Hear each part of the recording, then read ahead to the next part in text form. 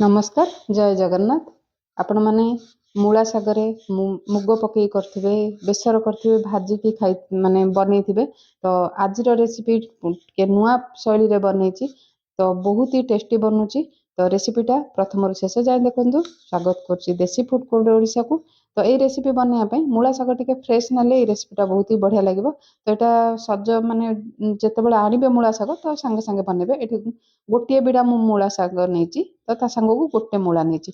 आपण जेतिकी बनेबे से अनुसार आपण मूला साग बा मूला नहीं पारिबे, किंतु ए रेसिपी रे केवल मूला ही ऐड करंतु बहुत ही बढ़िया लागिबो। तो एठी मु देखि पारथि मु पूरा छोट छोट साग को काटिछि, मूला को भी छोट छोट काटिछि। तो रेसिपी रे आपण बड़ बड़ मूला साग न काटिके एमति छोट छोट काटंतु। तो रेसिपीटा बहुत ही बढ़िया बनुछि। तो मैं एठी नेछि सोरिष तेल। एठी तेल ताती गला परे अल्प हेंगु देछि। तो हेंगुटा भलसे तेल मिसी गलानी।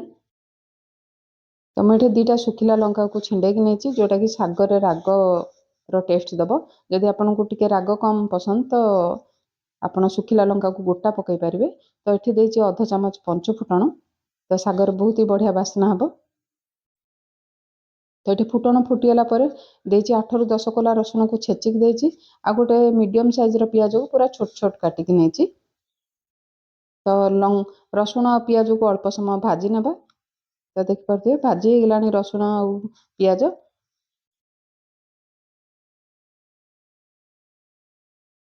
तो ये जो काटिकी रखी मूला ये प्रथमे पकई नबा। तो पियाज रसुण सहित मूला को भी किसी समय भाजी नेबा। तो आज मूला सागर रेसिपी आपन को पूरा नुआ प्रकार टेस्ट देव। भावुची रेसिपी आपण मान को बहुत ही बढ़िया लगे। तो वीडियोटी भल लगे निश्चिंत वीडियो को गोटे लाइक करने। तो ये जो मूला साग काटिकी रखी ये पकई नबा। तो चैनल रे नुआ थिले चैनल को सब्सक्राइब करने। आउर वीडियोटी जदि भल लगुची तो शेयर करिया को जमारू भूलिबेनी। तो साग पकेला परे एठी 1 मिनिट पई मीडियम हीट रे साग मूला को भलसे भाजी नेबा।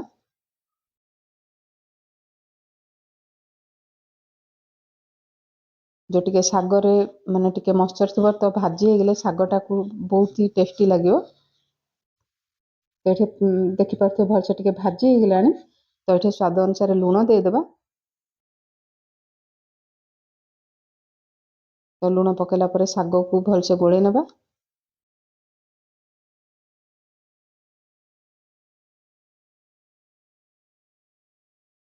तो शीत दिने बहुत सारा माने मूला साग टिके अधिका मिलची। तो भेराइटी रो रेसिपी निश्चिंत बनेले भल लागिबो।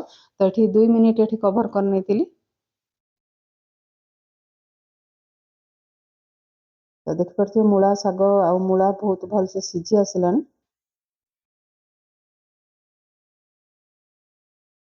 तो मूला साग को एमती भी भाजी खाइले बहुत ही बढ़िया लगे। तो मूला सागटा टिके फ्रेश थिले भल लगे एमती भजा बनेकी खाइया को।